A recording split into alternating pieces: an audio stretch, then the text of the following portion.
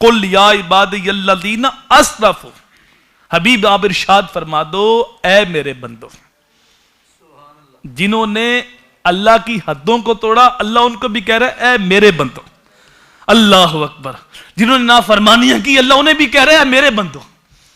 حبیب آپ ارشاد فرما دو اے میرے بندو، اسرفوا علی انفسہم، جنہوں نے اپنی جانوں پہ ظلم کیے، لا تقنطوا من رحمت اللہ، اللہ کی رحمت سے نا امید نہ ہونا، کبھی بھی اس کی رحمت سے مایوس نہ ہو جانا، کبھی بھی اس کی رحمت سے تم نا امید نہ ہو جانا۔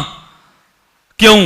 ان اللہ یغفر الذنوب جمیعا، اللہ تعالیٰ سارے گناہ معاف کر دیتا، انہ هو الغفور الرحیم، بے شک وہ بخشنے والا اور مہربان ہے۔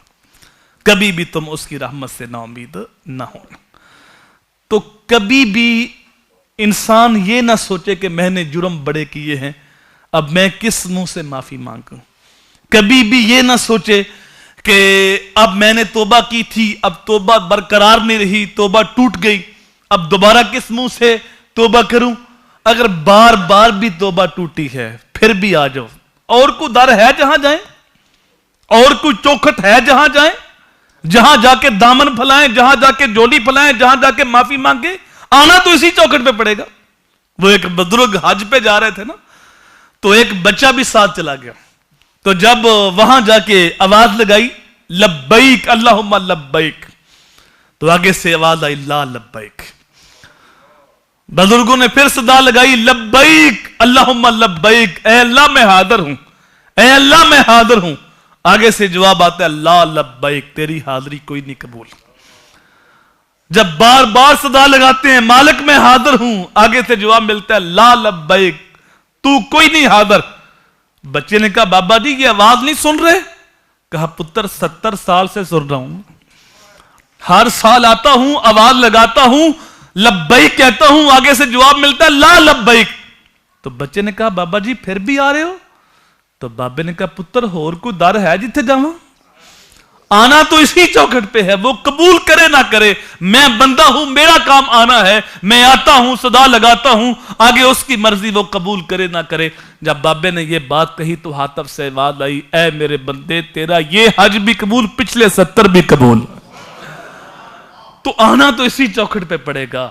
تو وہ کریم ہے، وہ رحیم ہے، بار بار آؤ، بار بار توبہ کرو۔ میرے حضور نے امت کو تعلیم دیتے کہا یا ایھا الناس توبوا الی اللہ فانی اتوب فی یوم 100 مرہ، اے لوگو اللہ کے حضور توبہ کرو اور جان لو کہ میں ہر روز اللہ کے حضور 100 بار توبہ کرتا۔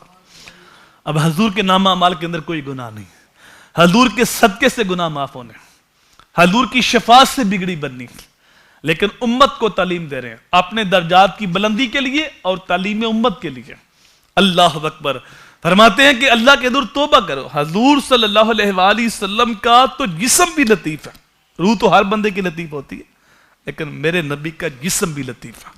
ہمارا جسم کثیف ہے، میرے نبی کا جسم لطیف ہے۔ ہم روشنی کے آگے کھڑے ہوتے ہیں، ہمارے جسم کا سایہ ہوتا ہے، ہمارا جسم کثیف ہے، روشنی لطیف ہے، لیکن جب میرے نبی چاند کی روشنی کے سامنے یا سورج کی روشنی کے سامنے کھڑے ہوتے تو حضور کے جسم کا سایہ نہیں تھا، کیونکہ حضور کا جسم لطیف ہے۔